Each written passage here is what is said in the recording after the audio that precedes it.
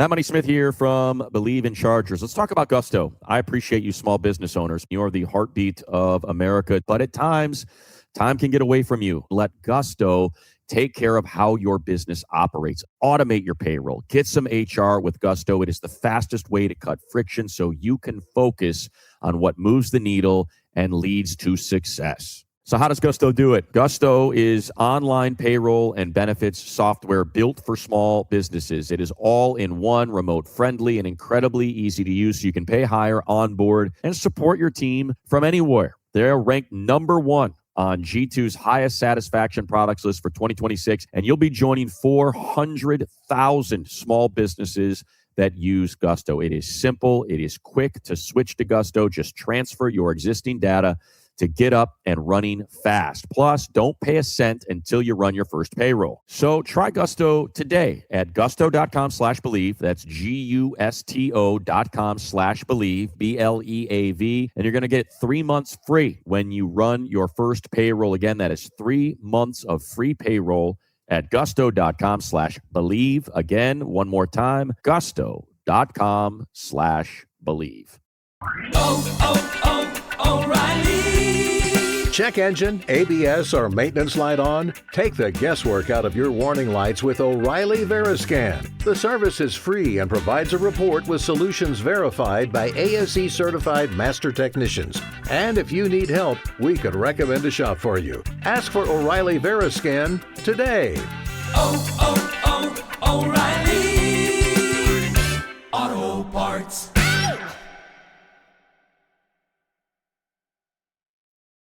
This episode is brought to you by Progressive Insurance. Do you ever think about switching insurance companies to see if you could save some cash? Progressive makes it easy. Just drop in some details about yourself and see if you're eligible to save money when you bundle your home and auto policies.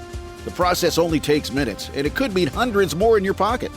Visit Progressive.com after this episode to see if you could save. Progressive Casualty Insurance Company and Affiliates. Potential savings will vary. Not available in all states. You're listening to the DolphinsTalk.com podcast network.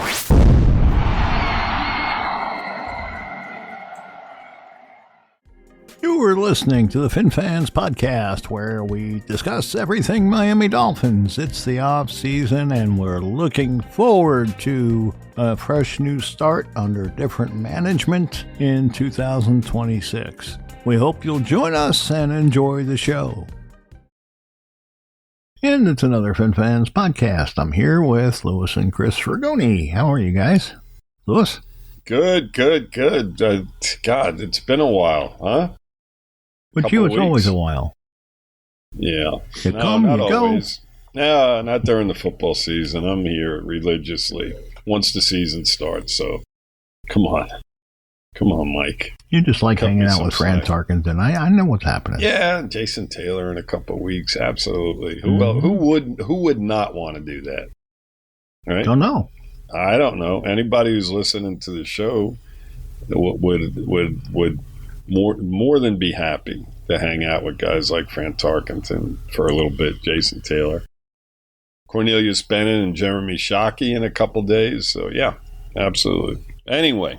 Yes, I'm doing fine, Mike. Doing fine. Good summer hear. So far. Very hot down in Florida. Crazy hot. Chris, California, hot? Beautiful, man. Yesterday the high was 68. So. Oh, wow.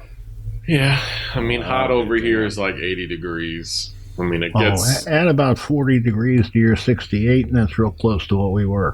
Yeah, no, I was talking to my buddy on the phone the other day, and I was telling him, yeah, it's like 70 out here, and then he looked at he's in South Florida, and he was like, damn, dude, it's 93, and it says it feels like it's 110. I was like, yeah, I don't miss that one. I miss a lot of things about living in South Florida, but that is definitely not one of them. No, it's brutal. And it's going to be brutal for another couple months. That's what stinks, you know? Well, so you know what? In 10 days, training camp opens. Yep. So, the 28th is right around the corner.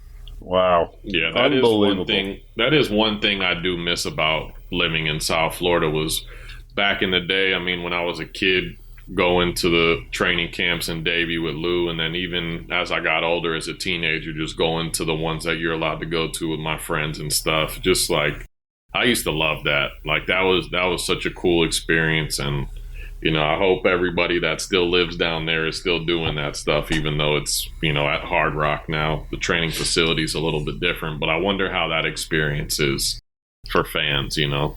Yeah, well, when we used to go. Yeah, go ahead, Mike. Your father and I, we literally had no problems getting up to the players. Mm-hmm. You know, and you're much closer to the field than you are now. You were on the field, Mike. Yep. You were on the sidelines. Where did they used to do the training camps when they played at the Orange Bowl? Was it still in Davie at Nova, or was? It was in St. Thomas, and it was at Davie, right, Mike? Yeah, what was the school? Was it St. Thomas? Nova. Yeah. Yes. And literally, when they opened camp up, you would go down there and just stand on the sidelines. That's it. You were right there on the opposite. Now, they were on one sideline, but all the fans were on the other. And at the end of some of the practices, they would bring, you remember the little school desks that you sat at, Chris, where it had like the little writing, thing to put your That was tab. Family Day. They used to do that. Family Day, yeah. They'd bring these little desks out. Now, keep in mind, you had guys like Doug Betters, who's 6'5", and Bob Baumauer, 6'7", sitting at these little school desks. And you would get in line, and they would sign autographs. You would get in whatever line you wanted to get autographs of the players. Yeah, every player had a line. Every player had a line. It was hysterical to see these big guys. And you had an hour to get as many as you can. Yeah, they gave you an hour. I mean, it was so different. I mean, then we got friendly with the security guy for the Dolphins, and we would go down there on the walkthroughs on Saturday and watch the walkthroughs. And they were, when they were home, and they were loosey-goosey. It was just phenomenal. I would watch Marino throw passes behind his back like 40 yards on the dime, where he'd just flip it behind his back. He'd bend down. I mean, it was just crazy. And he'd throw balls on the dime to Duper and Clayton. It was just so much fun back then. That's when Marino first came into the league. And we were going down there on Saturdays, and we'd wait in the parking lot. They'd come out, sign autographs, every single guy. Into the 90s, when Tony Page and guys like that were there. So, I mean, it's totally different now. It's just become so big, and it's, over the top. Back then, it was so simple, and it was great. It was. So we heard this week that Sean Payton considered in 2024 to become an associate coach and hiring Belichick as the head coach. So Belichick could possibly attain Shula's record. And this was in Denver. Yeah. This was with the Broncos. Yeah. Wow. I don't know why it didn't happen. I don't know if he ever approached Belichick with the thought, but he mentioned it, so it's kind of newsy. Yeah, why would he mention it, number one? Because, and when I look at that, I think that's kind of cheesy, isn't it? It's kind of It's really cheesy. Yeah. It's, it's kind of, and, I didn't realize him and Belichick were buddies either, but, I think that, by him mentioning something like that, I mean, the way I'm looking at it, and maybe it's because I'm a Dolphin fan and a Shula fan, but I think even as an ordinary fan or a fan of another team, I would look at it and say, that's bullshit. Go out and get a head coaching job somewhere and earn it the right way. Not to just me, it's have unethical. Yeah, it is, but it's typical of both of those guys, because Payton doesn't have a great track record either, with what he did in New Orleans with the Bounty Gate. Gate and all that bullshit. He got suspended for a full year, didn't he? I think so. Yeah, something like that. Yeah. So, I mean, whatever. The bottom line is, I don't give a damn what happens. Shula, in my opinion, was the best head coach ever. and he deserves to be at the top of that win list. I don't give a damn how many Super Bowls anybody else has won. Shula was just fantastic with the way he just became a different head coach with different players. He adapted to the personnel that he had over and over again, and he won, over and over again. So. And it's impressive for the fact that they played, 2 less games when he was coaching than they do now. So it's like... Yeah, most of these guys... Well, they're now... a lot of the years that he coached, there were 14 games. Oh, so yeah, that's three less games because they're playing 17 games now with 18 weeks. So it's like... That's correct. Yeah, I mean, and then the playoff games, too. I think there's, extra rounds now, isn't there? Like the wild card rounds. I mean, you only had. So do they count playoff wins to the all-time win list? I don't know what. I don't know. I think regular season is the one that concerns. The 347 is the record. Yeah, 47 is the record. Right? 347. 347. Yeah. I'm not quite sure if that includes the playoff games. The bottom line is Belichick had a ton more of games to achieve the amount of wins. I mean, the playoff games in comparison, and I mean, obviously he got them into the playoffs all those years, but Shula only had 36 playoff games over his whole career, which, if you think about it, is a really, really small number. When you were a head coach for as many years. But again, they didn't play a lot of games back then in the playoffs. I think they have wild card rounds now and all that kind of stuff. So I think, you had a divisional conference game and you had a championship game. And that was it, right? Yeah. And now you have the wild card rounds and all that other nonsense. So but yeah, Shula's got 347 career wins, and that includes the postseason. And Belichick, I can look up, and Belichick has, where is he at? He's at 333 overall. Yep. Yeah, so he's what? He needs 15 total. Yeah.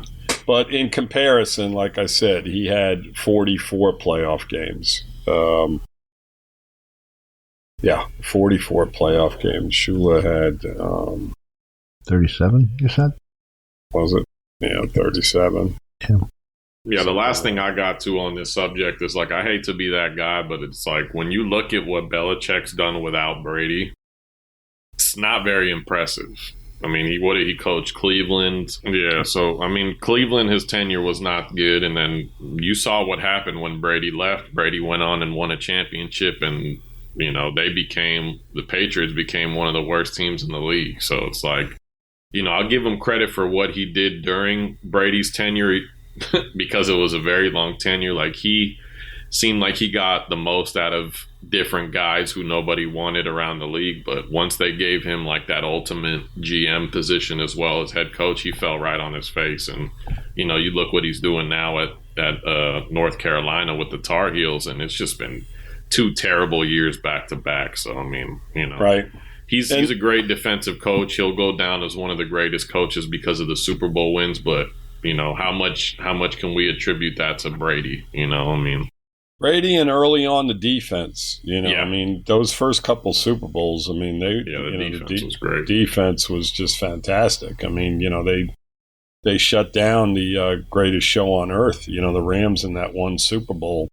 And then Brady, of course, drove them down the field late in the game. But, when you look at, and it's interesting that you brought that up, Chris, because when you look at New England and their Super Bowls, right? Now, the Giants, with a lot less talent, beat them twice in the Super Bowl, okay? And you can attribute that to him being outcoached in those games, right? The Seattle brain fart?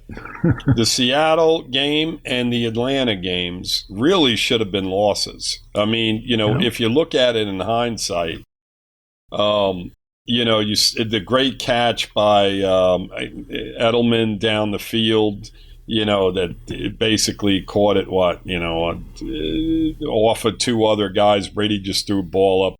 Atlanta deciding to, take a 15-yard sack when they were in field goal range to ice the game. And they were up 27-3 too. Yeah, exactly. That was the biggest blunder in Super Bowl history. 110%. And the same with the Seattle game, Chris. So, I mean, they were that close to losing, 2 more Super Bowls. And, technically, the coaches on the other side made drastic mistakes in play calling near the end of both of those games, or else Belichick loses 2 more Super Bowls there. And even that first one, too. I mean, that tuck rule against the Raiders, which was completely bullshit. Well, that was a playoff game. Yeah, that was but that was to get there. Yep. I mean, they ended up implementing a whole new rule because of that play, which was, and then how about Adam Vinatieri hitting field goals in the friggin' pouring snow, and he hit a lot of clutch. It's crazy when you look back at it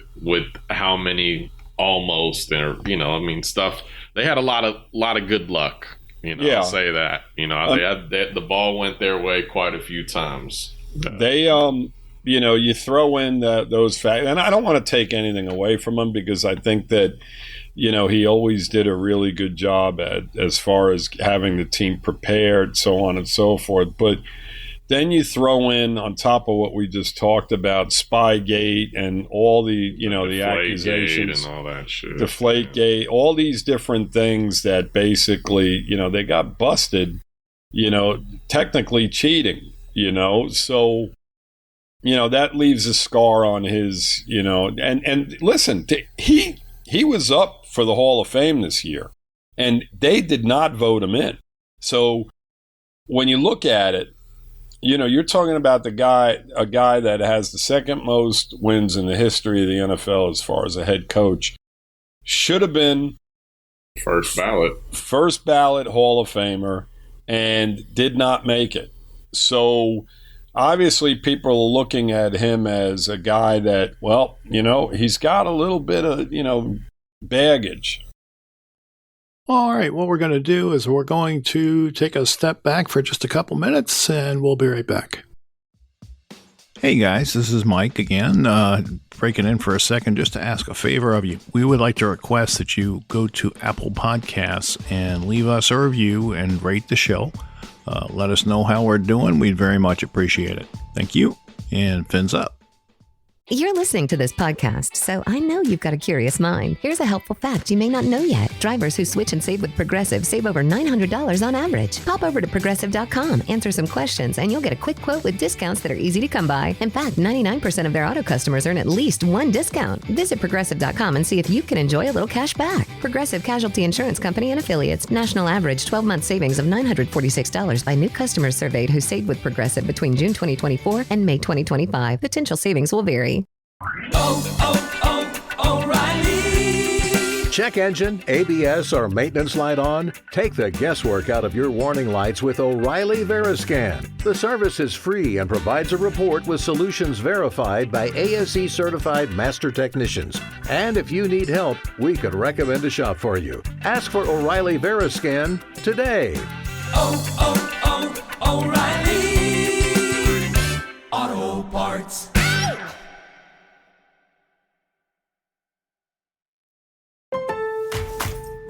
Donde sea que vayas, ganas puntos como un pro con la nueva tarjeta American Express de My Lowe's Pro Rewards. En compras elegibles, gana 3 puntos por cada $1 en Lowe's durante los primeros 6 meses después de abrir una cuenta. Además, gana puntos donde acepten la tarjeta American Express. Aprovecha hoy. Sujeto a aprobación de crédito. Aplican exclusiones y restricciones. Puntos sujetos a términos del programa de lealtad en Lowe's.com/terms y términos de recompensas de crédito en Synchrony.com/MLBRA-terms. Detalles en Lowe's.com/business credit.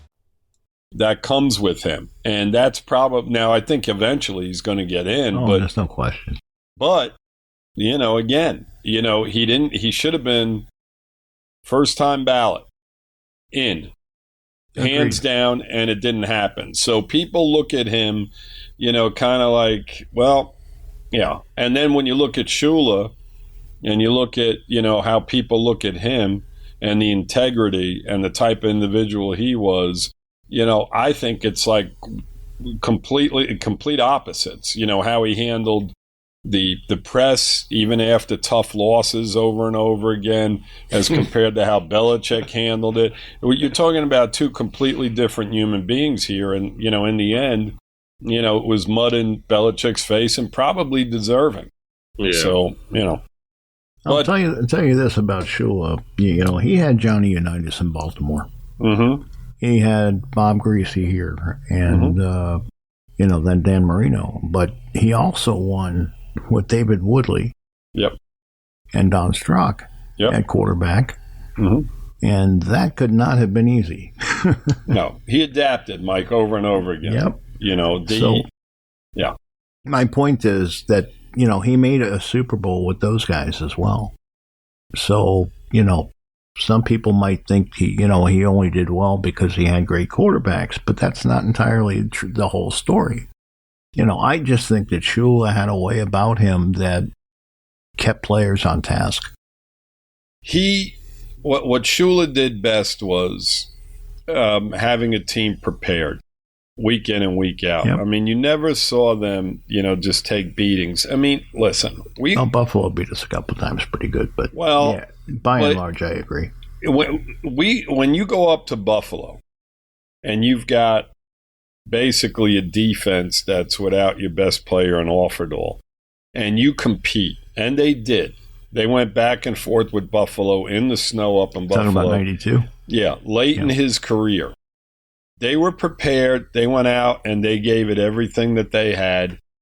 The problem with those late teams before Shula wound up retiring was that Buffalo was just a phenomenal team. I mean, they had Pro Bowl players on both sides of the field that were just, you had Hall of Famers.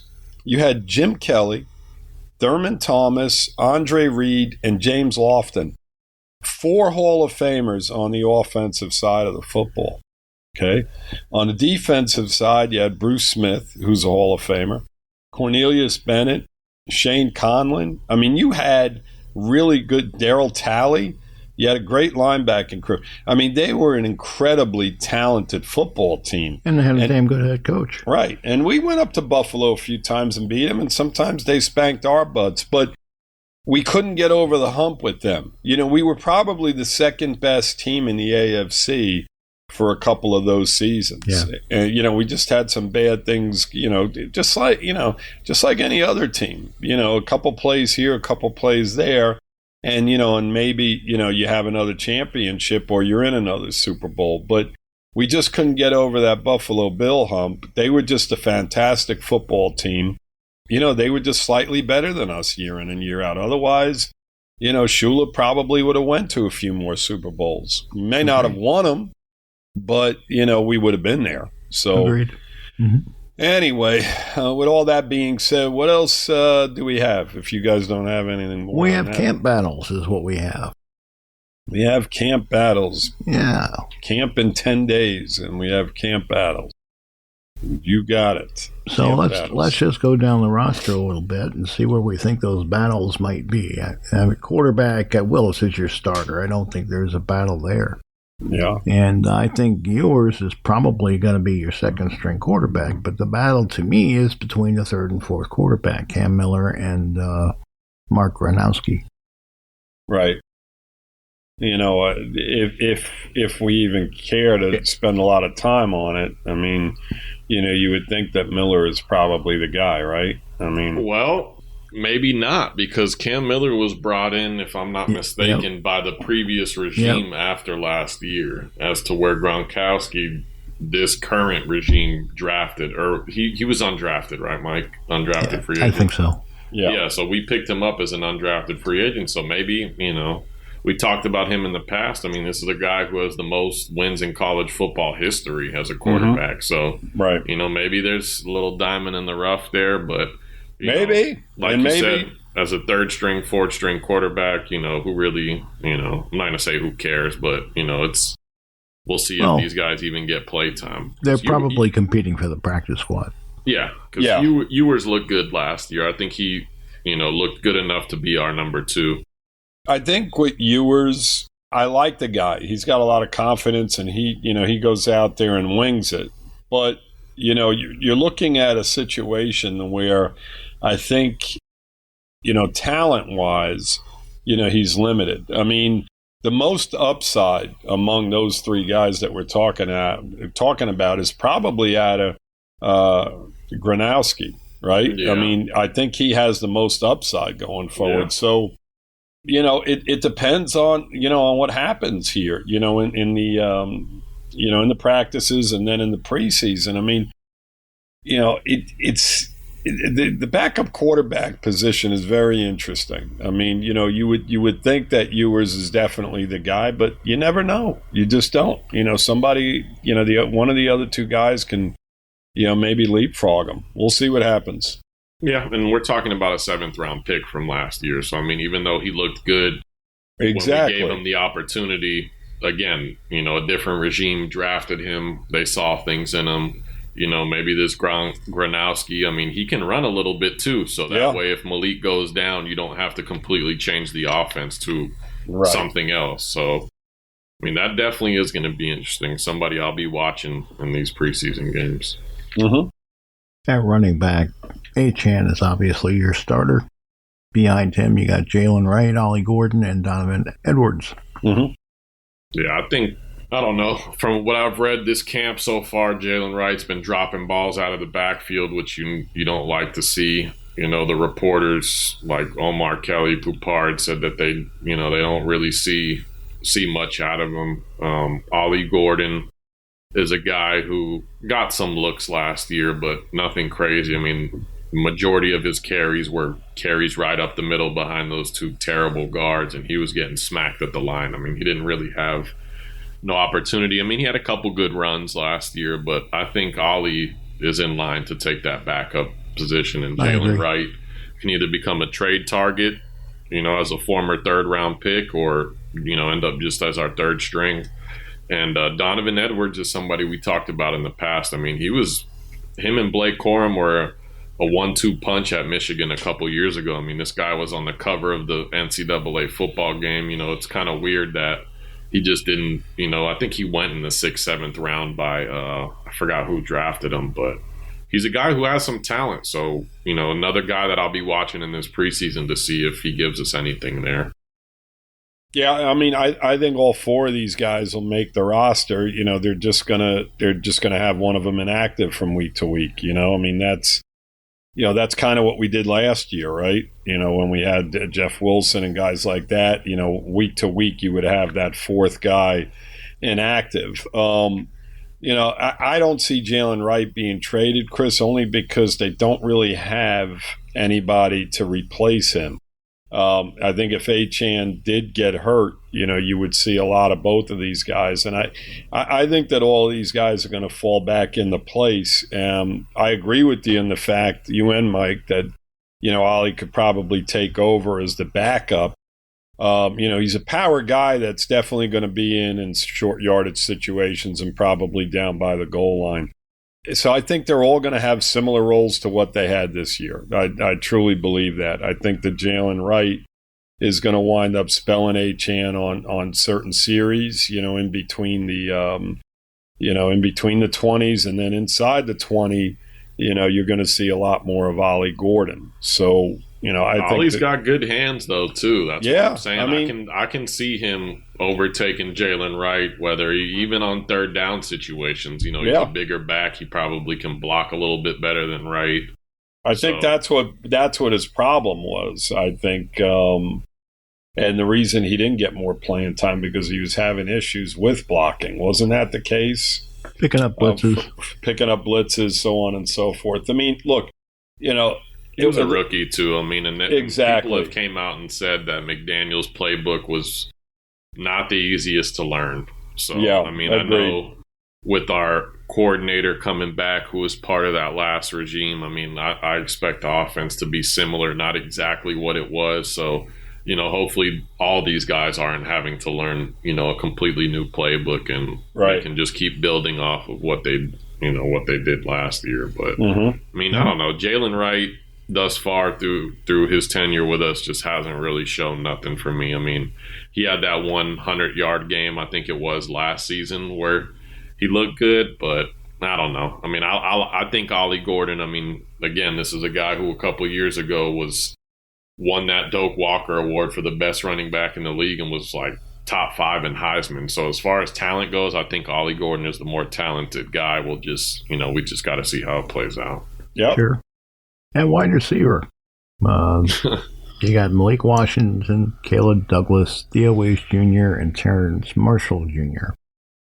Yeah, I mean, I see Malik as a starter. Tolbert, somebody we've heard good things thus far through camp as far as his he'll be the next group relationship with Malik Willis. But Kevin Coleman's a guy who I'm looking to take a big jump even as a rookie. I love his highlight tape. I think he can be a nice safety blanket for Malik as a slot guy, even though, Malik Washington can kind of play inside and outside too. But yeah, I mean, this whole wide receiver, I mean, you talk about camp battles. I mean, we're not even talking about backups at this point. All these guys are going to be competing for starting. I don't think there's any guy that's like a clear-cut starter aside from maybe Malik Washington. And even him, it's like who knows what this coaching staff wants to do with him. It's one of the biggest, I guess, blunders on this team as far as who are going to be the guys lining up on day one as the starters. I mean, Tutu Atwell has shown promise on the Rams the last couple of years. And, Theo Weiss looked all right last year. I think Taj Washington's the odd man out there. I think he'll end up getting cut. Terrace Marshall Jr. was a former second-round pick, so, there was some talent there. It's just Jalen Reagor, somebody we picked up late. It's just, who knows, man? I really can't call it as far as this position group. Well, yeah, I think it just depends on the rookies, and what they bring to the table, because you got a lot of veteran guys here. I mean, Tolbert, Atwell, Reagor, who you mentioned, and Marshall. I mean, and then you got a mixture of, all these young players that are going to be thrown out there. And, I think Malik is definite starter. All right, what we're going to do is we're going to take a step back for just a couple minutes, and we'll be right back. You're listening to this podcast, so I know you've got a curious mind. Here's a helpful fact you may not know yet. Drivers who switch and save with Progressive save over $900 on average. Pop over to Progressive.com, answer some questions, and you'll get a quick quote with discounts that are easy to come by. In fact, 99% of their auto customers earn at least one discount. Visit Progressive.com and see if you can enjoy a little cash back. Progressive Casualty Insurance Company and Affiliates. National average 12-month savings of $946 by new customers surveyed who saved with Progressive between June 2024 and May 2025. Potential savings will vary. I think he's a poor man's Deebo Samuel. You can use him in so many different ways. You can do the little end arounds, to him to where he's productive. He's like a running back once he gets the ball in his hands. And, I don't think he's ever going to be a downfield guy, but I think that, you're going to see him develop into, a guy that's going to catch, probably 60, 70 balls this year. At least, I think he may catch more than that, to be honest with you. It's possible, Chris. I mean, I just don't know, how much they are actually going to be airing it out. I think you're going to see Malik and Devon and, the running game, try to establish that. And you may see Malik throwing the ball only 25 times a game. But the thing is that, and I'm okay with that, because we got pass happy under McDaniel in a lot of situations where we didn't have to. I think that the offensive line will be better. I think this year we're going to get to them in a minute, and I think that the running game is going to be an important part, and I think that they're going to be productive, and I think that we're going to be able to limit the amount of throws. Tolbert, I mean, God, you got Atwell, like you mentioned, Chris, Taj Washington.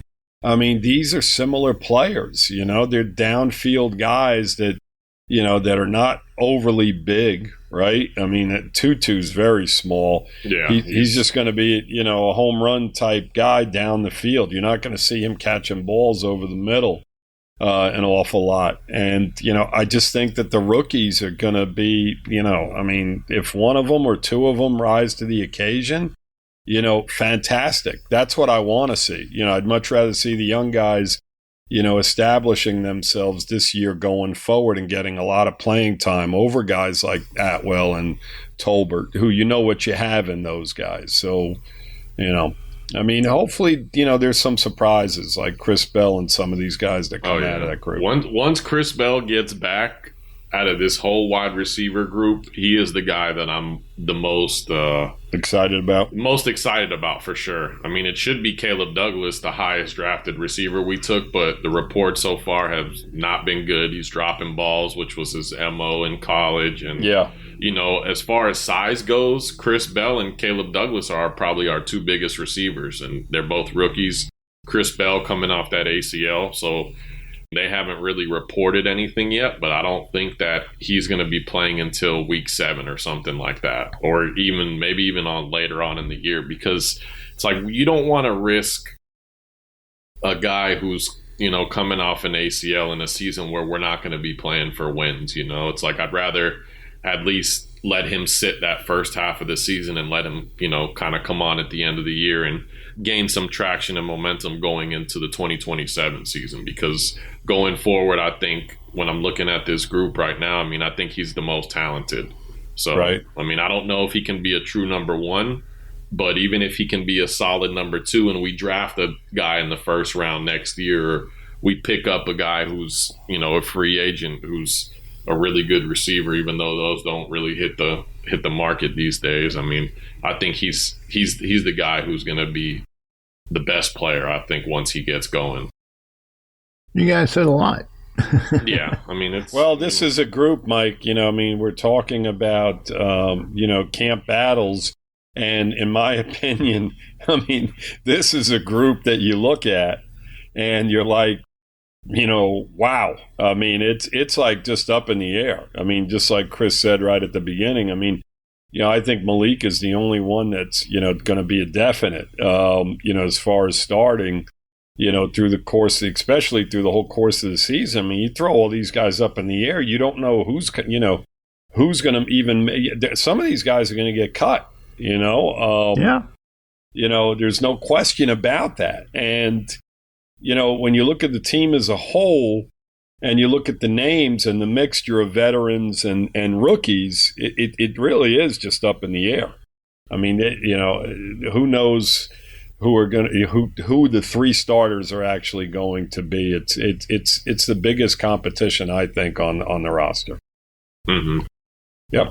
Well, health matters. And, obviously Chris Bell is not yet ready to come back. We'll see what happens as we move forward. Yep. And Caleb Douglas is also injured, so we'll see what happens with him moving forward. Right. Did they say what he's battling, Mike? Douglas? Did they say what Douglas's injury was? I haven't seen anything about that. I just see that. I'm sure they probably do, but I didn't look for it. Okay. But he's sitting behind Malik right now. Mm-hmm. So I think he probably stays on the bench for the moment. Maybe, if they do decide to play him, maybe a little bit later in the season. Mm-hmm. Jason Tolbert, he's got Chris Bell behind him, and it'll be interesting to see if he keeps that job once Bell comes back. Mm-hmm. And they have Tutu Atwell as a starter, and behind him there's Kevin Coleman, Jalen Reagor, and Donovan McCulley. Yeah, that's going to be the slot position. Yeah, so that's an interesting group, and who's going to win it? Are you okay with starting a small Tutu in the slot all game? Yeah, I kind of like Tutu more on the outside as just a guy who I don't take the top off the understand defense. But I don't see him as a slot guy. Yeah, I'm sorry, to me. Chris. Yeah, no, well, that's when you look at the guys who are behind him. That seems like that's what that is. But yeah, Tutu's a very small guy, and I if he goes across the middle and gets hit, that's going to be bad for him. So. When he was with the Rams, he was an outside guy. Yeah. He was fly pattern. Boom. Yeah. Beat your guy. That type.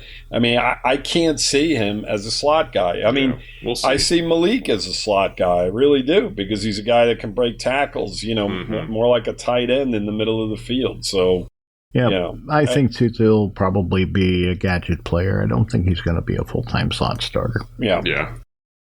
All right. But we'll see. He has a good camp. Yeah, that could change. But I don't think because of his size that you would do that. Mm-hmm. Anyway, tight end. You have Dulcich. You have Kaczmarek. You got Seydou Traore and Ben Sims. Yeah, I mean, this one I think is pretty clear cut. I think we're actually, because of what we were just talking about with the wide receiver group, I think we might be using a lot of 2 tight ends as long as both of these guys stay healthy. I mean, Dulcich is obviously more of the receiving tight end. Kaczmarek was brought in because he was the best blocking tight end in the league, but he does have good hands. So I think that they might end up throwing to him a little bit more than we expected. And then as far as the third string, I mean, I think Seydou Traore, even though they have him listed as the third string on the depth chart, the depth chart, I think this is going to be like more of a red shirt year for him, because this is a guy who hasn't played a lot of football in his life. He's still learning a lot of things. He's got, some traits that they can build off of, but Ben Sims has, been caught a long 50-yard touchdown from Malik that got everybody hype, and, I think he'll be probably our third string. Yeah, they're going to keep 3 tight ends on the roster. I mean, this is clear cut. Mm-hmm. I don't need to repeat what you just said, Chris, because I agree with you 110%. So we can move on, unless you got something to add, Mike. I see it the way he does. Traore probably on the practice squad. Yeah, exactly. Yep. So and because he was international player, he won't take up a roster spot. So yeah. Yep. It doesn't hurt to help him or to keep him or, put him on the practice squad or whatever. Right. Yeah, no, once you bring him on the active roster, then he will count against the 53. Mm-hmm. Yep. At left tackle, you've got Patrick Paul, and nobody else matters. Yeah, pretty much. At left guard, Caden Proctor. Nobody else matters. Uh-huh. And at center, you've got Aaron Brewer. Nobody else matters. Yeah. So what's going to happen at right guard? Are we keeping Jonah there? I don't know. That's going to be the one interesting. I think because how high of a pick he was last year, even though it wasn't this regime, I think they're going to give him first dibs pretty much. But they drafted DJ Campbell, who was a 3-year starter at Texas in the SEC and, held his own. Yep. So I think if Jonah starts to slip a little bit, you might see DJ Campbell slide into that position, even though right now they have Josh Preby as the backup. But yeah, I mean, I think across the offensive line, I don't think there's going to be any real position battles. Austin Jackson's hurt right now, so we'll see if they end up using Charlie Heck if he can't go, or if he gets injured during the season, or or maybe they slide Proctor out to that right tackle, which we've talked about this a little bit too much, but who knows what'll happen with that. And then Jamari Sawyer, even though he is the backup left tackle, he's another guy who can play guard. So, they have a couple different options in case Jonah doesn't pan out. It's just more so at the tackle I'm a little worried about if one of those guys gets hurt. I mean, Charlie Heck has been decent, but, I don't think we have any real depth there at tackle behind our 2 starters. We don't, but, the season doesn't start today, so maybe they'll pick somebody up. Exactly. Yeah, they very well might. I mean, because it is really thin there. But I mean, you guys got to think about this too. It's like if guys are still available at this point, are they even? I'm not going to say are they worth picking up, but I mean, are we picking up anybody that's? But at the same time, we got a surprise from the guy we picked up from the Bears last year. I always forget his name. That we weren't able to keep. That ended up being our right tackle last year, and he held his own. Do you guys remember what was his name? I know who you're talking about, and I can't remember either. But, I mean, here's the thing. I mean, if there's guys that are available that you feel are better than what we have right now, they will definitely pick guys up. Yeah, an upgrade. Yeah. I mean, they'll upgrade, and, we'll see what happens. But there isn't a lot of depth there. I think the 5 starters that we talked about, those are going to be your 5 guys, come day one. Now, Campbell, I agree with you on, Chris. I think that he can eventually, take over, especially if Jonah's having the same issues he had last year. But I don't think it's going to be right out of the gate. I think you're going to see those 5 guys, start the season at those positions. So, and you know what? Jonah, go ahead. No. And real quick before we move on to the defense, when you look at our offense as a whole last year and our running game, as bad as he was, Achane and the running game was still productive, which to me is aside just from mind-boggling. Short yardage. That's what right. Running in between those center and those 2 guards. Agreed. I mean, and I think that I think that was a combination of poor blocking and poor play calling. I mean, you were basically, showing the team what you were doing, and you did exactly what you were showing them, and it was not successful. You don't have that. It's not the Washington Redskin Hogs out there, running with Riggins running behind them, So I think that was a combination of things. So we'll see what happens. All right, on the defensive side, at left defensive end, you've got Chop Robinson. You've got Robert Beal Jr., you've got Max Llewellyn, who they drafted, and Rodney McGraw. Yeah, I mean, I think Chop is going to be under an immense amount of pressure this year because, he's coming off a down year. This is his 3rd year, so this is where we really want to see him take that leap. And without Phillips and Chubb, he is our guy. He is the most talented pass rusher we have. Uche, I know he had a good year, and I think it was 22 or something like that. But we're talking about 3 or 4 years removed from that. So Chop is going to be our guy. Behind him, I don't know. I don't know too much about Robert Beal Jr., Max Llewellyn. I think from what I've seen, I think he can be a nice rotational piece. Rodney McGraw, I have no idea who he is, so I'll be honest with you. I don't, this edge group is definitely one of the biggest question marks on this team and this defense. I don't even looking at the other side. You have Uche, you have David Ajabu, Cameron Good, and Seth Coleman. Not a bunch of guys who are used to playing every down or multiple snaps on, or majority of the snaps on defense. So I don't know. I mean, this is a position group I'd like to see them add another veteran. Maybe a guy like a Jadeveon Clowney who's still out there, or somebody like that. I don't see that happening. Not going to happen. I don't, but at the same time, we just don't have a ton of youth that we want to see develop behind. You know what I'm saying? Like we just it's a little bit different. We'll get to the defensive back group in a minute, but it's a little bit different than that group that has a lot of youth that we want to see what we have in these guys. We just don't have a lot of talent there, period, at that edge position. This is the weakest group, and we'll talk about as a whole, because I know you just brought up the Chop Robinson side, Mike, but Chris already brought up the Uche side as well, and that Uche, and as a Uche as a whole, this is the weakest position on the team right now. I mean, Chop Robinson's your best player among all these guys, and if he doesn't play well, I mean, this is a position that's got to be addressed all over the place. So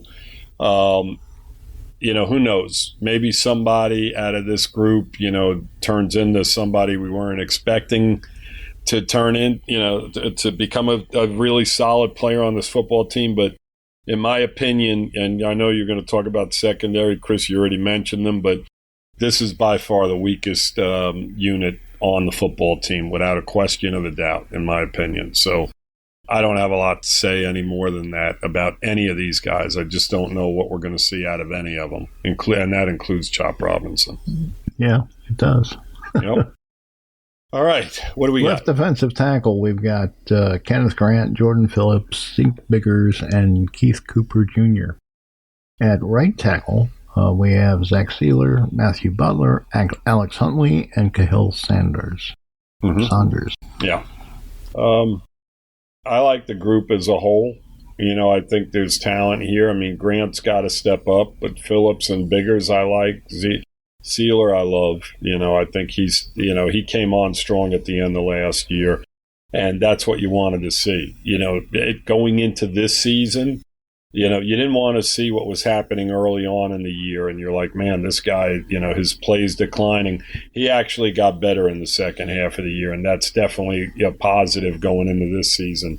Butler, there's some talent here, but Grant has got to play like a first-round pick. I mean, we just talked about Chop Robinson. I mean, this is another guy from the old regime that has got to stay. And we talked about Jonah as well, another early round draft pick from the last regime that's got to step up. Hopefully these three guys, going forward are parts of this football team. Because I see Phillips pushing Grant. Yeah, without a doubt. But the point of the matter is, Mike, is that whether he pushes him or not, you want to see Grant play at a higher level than what he did last year. Agreed. As a number one draft pick. I mean, this last regime, I mean, if none of these three pan out, I mean, they really just stuck it to this organization. I mean, they did it over and over again, but these are the few guys that are left on the squad from that regime. Very few are still here. And these three are young guys that have to step their game up. And Grant's another one. Otherwise, you're going to see another number one draft pick playing behind the Phillips, and Biggers is I think a solid football player too. So, I like the unit as a whole, but, a lot of it depends on Grant and how he develops, whether he's going to become a better football player than he was last year for us. All right, what we're going to do is we're going to take a step back for just a couple minutes, and we'll be right back. This episode is brought to you by Progressive Insurance. Do you ever think about switching insurance companies to see if you could save some cash? Progressive makes it easy. Just drop in some details about yourself and see if you're eligible to save money when you bundle your home and auto policies.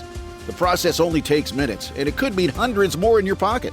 Visit Progressive.com after this episode to see if you could save. Progressive Casualty Insurance Company and Affiliates. Potential savings will vary. Not available in all states.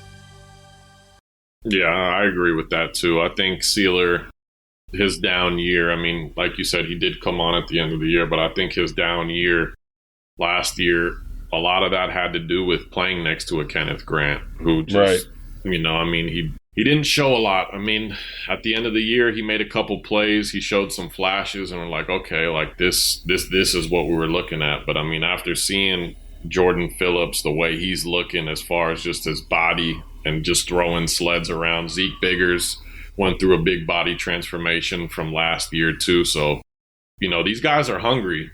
And regardless of whether Phillips and Biggers were 5th, 6th, 7th round picks, whatever they were last year, and Kenneth Grant being that first round pick, these guys are going to be fighting for this position. So even though Grant's penciled in as the starter right now, and I think this regime's going to give him every chance to take that starting position, I think they're going to be seeing Phillips and Biggers like, okay, we got something in these guys. But as a group overall, like Lou said, I really love this group. I think big things I think Steelers due for a bounce back year. Hopefully Kenneth Grant takes that second year stride, and then the other two guys we just talked about, Matthew Butler's a decent rotational player as well. So hopefully teams aren't going to just be running up the middle on us. It's the edges that, we got to worry about, setting the edge and keeping the guys contained.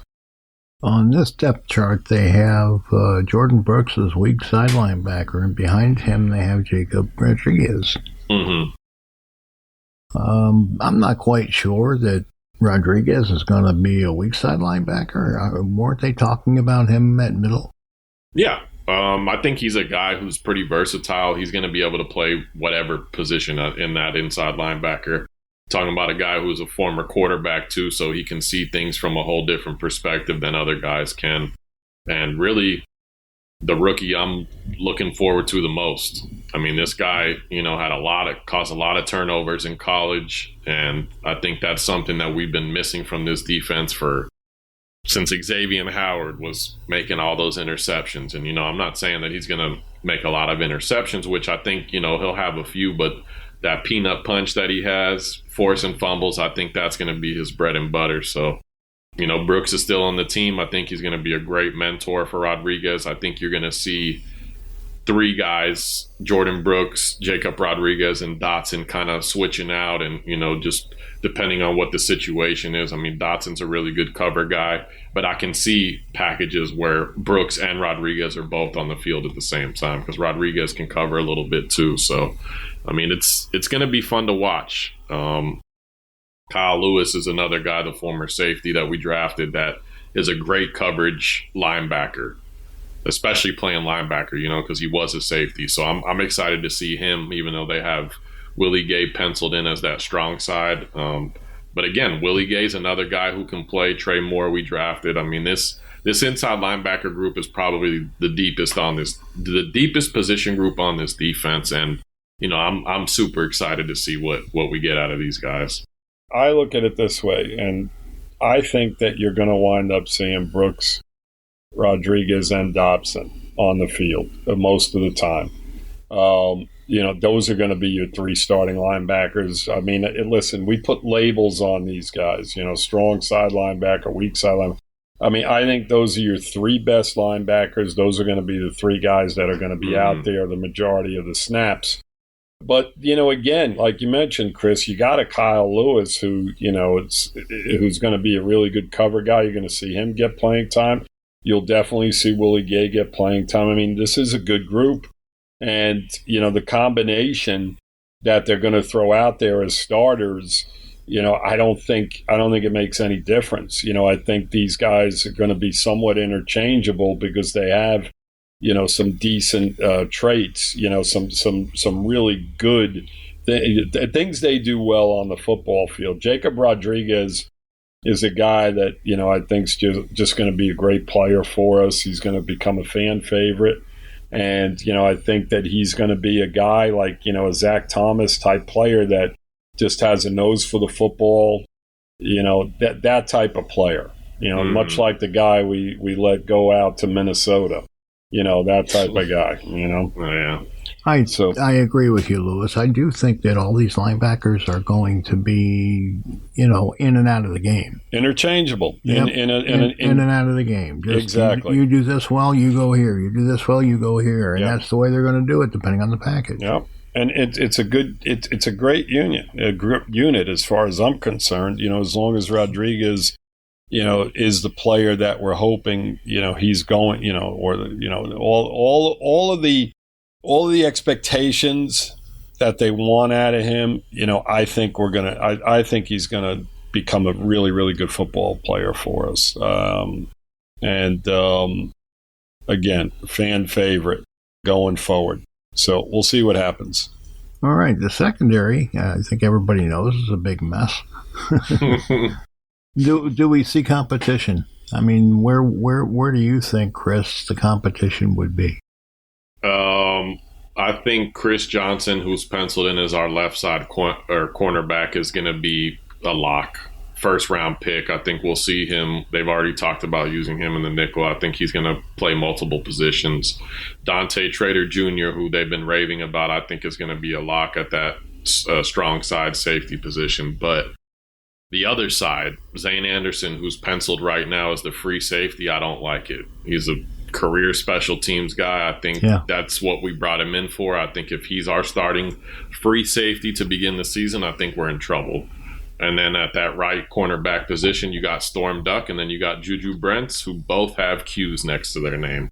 Which, Storm Duck, I'm not going to say he's been injury prone like Juju Brents has, but Storm Duck's coming off of a serious injury. So, the guys with these ACL injuries, especially at corners, you can't afford to lose a half a step.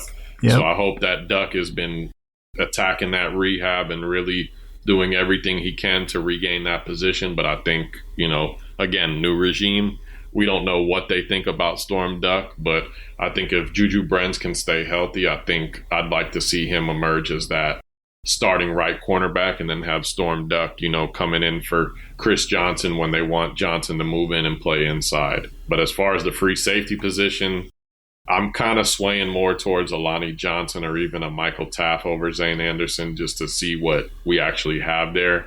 I just, that right side is going to be rough, to say the least.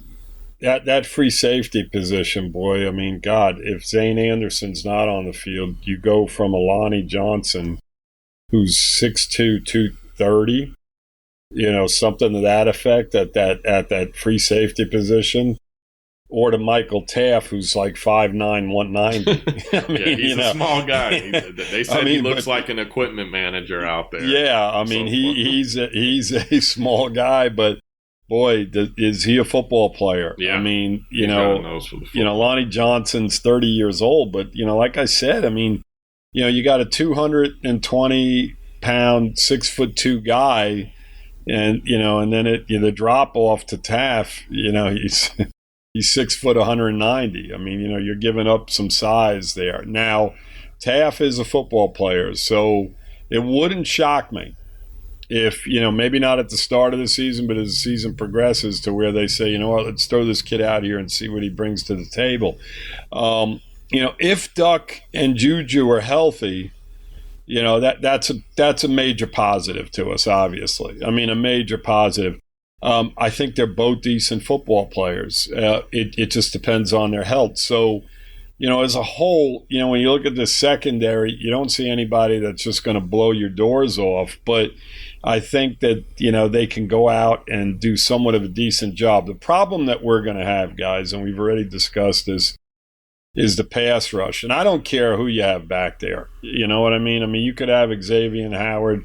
You could have Lester Hayes. You could have some of the best corners in the league, playing back there. But, man, if a quarterback has all day to throw, and I think that's going to be the issue here, it's going to be tough, for this secondary to hold their own. And that, I think, is where the problem is going to lie. But, again, a lot of this depends on, whether Duck and Brents are healthy, Juju's healthy. If they are, then I think they'll be an okay group. They're not going to be world beaters, like I said, but,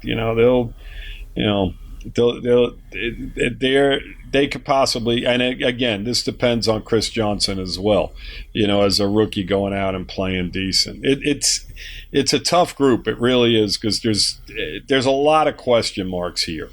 Rookie, two guys coming off of injuries, the safety position. There's a lot of question marks, but a lot of youth too. A lot of youth, exactly. A lot of youth. So, there's a lot of question marks here, but if these guys all, Johnson plays well as a rookie and the two guys are healthy to where one of them can play the nickel and the other one can be the starter, then Marco Wilson and Ethan Robinson are listed as nickels. Yeah. I don't know about that. We'll see what happens. I mean, didn't Storm play a lot of nickel in his rookie season? I thought he did. I don't think so, but no? Jason Marshall played a lot of nickel last year as a rookie. Yeah. That's somebody we didn't really talk about. Yeah, Jason Marshall and Boner. Boner, is another guy that was on the roster last year. Yeah, so, but he was more of an outside guy. Yeah. Marshall, though, this regime has already came out and said that I think they see him more as an outside guy than as the inside. As an inside One guy who's kind of sneaky is Lewis Moore, who's our backup strong safety. I don't know how familiar he is with playing free safety, but I think if he can show that he's versatile enough, I think he's a guy that could earn some playing time. 5'11", 190.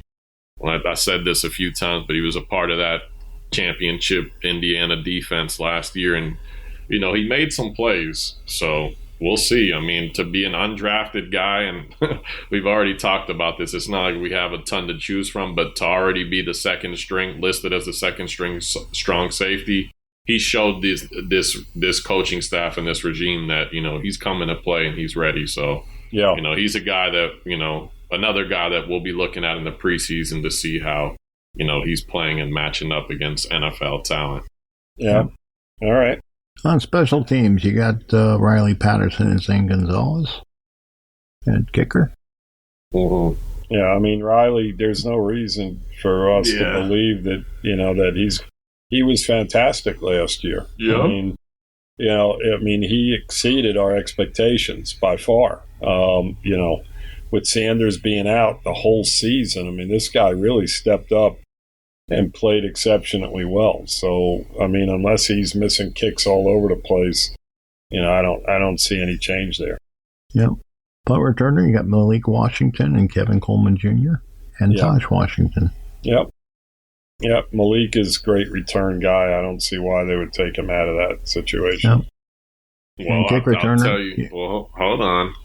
I'll tell you why, and that's because, like we said earlier, he seems like he's our only clear-cut starter at wide receiver, and even though he is a great playmaker on that return game, maybe we'll see him at the beginning of the game, and then as the game goes on, you'll see a Kevin Coleman Jr. who was fantastic at returning, not just in college but in high school. He had a ridiculous amount of touchdowns. So, I mean, who knows? We'll see. I mean, I love watching Malik return. I just think that with him being a bigger piece of our offense, maybe they're going to use him a little bit less. Not completely take him off, but just use him less, Yeah, I mean, when you look at the kicking game now, it's just totally different. I mean, kickoffs and punt returns. I mean, there's so few that are actually returned these days, right? I mean, because of everything that these teams do. Yeah, that's true. They strategize. So, I mean, if he gets maybe a couple of returns a game, it's a handful. I mean, not even a handful. He may only get 2-3 opportunities. And if I'm kicking to the Dolphins, I mean, I'm not kicking to Malik anyway. So you may just have him out there to say, hey, you know what? Go ahead, kick the ball to Coleman. If you're afraid, you've got a double threat back there. So you'll see both guys, Chris, on the field. Yeah. And then they can pick their poison if they want to even kick the ball to us. So, I think Malik stays on the field on the kick and punt returns, even though he's going to be, I mean, we're not talking about, Devontae Adams, you know what I mean? We're talking about Malik White, and I don't want to, down roll him or, put him down as a football player, but this isn't a guy like, even like a Tyreek Hill a few years ago to where, he's a major part of our offense that we can't afford to lose, by not putting him out there. I mean, he's a very solid football player, but he's not in that category, so I think they're going to utilize him as much as possible and have him touching the football as much as possible. So I think he'll be out there. All right. You got Ollie Gordon behind Washington at kick returner, but sometimes they have two out there, so there's nothing really to talk about there. Yeah. And there's no competition at long snapper. It's Tucker Addington. Yep. So, and that wraps up the roster. All right. A long way to the end, but we got there. It was a long road. Well, look, we spent a lot of time on receiver because there's a lot of questions at receiver. Yeah. And, you've got a lot of positions with a lot of questions. So, there are going to be competitions, and there's going to be a few surprises, I'm sure. Mm-hmm. And that's just the way it goes. Hopefully everybody has a good camp and we don't get too many players hurt. Yes. And that's the most important thing. You got it. So, all right, guys. Thanks for joining me this morning, and thanks for listening, everybody. We'll be back next week, and until then, fins up. 9 more Sundays from tomorrow, Fin fans. We'll be playing week 1, so stay with us. Fins up. Fins up, Dolphins. And that's the end of another show. I want to thank the Believe Network for allowing us to join them this year, and the Dolphins Talk Network, who we've been a part of for many years. I want to thank both of these outfits. They're exceptional people, and we're proud and honored just to be a part of it. Until next time, take care.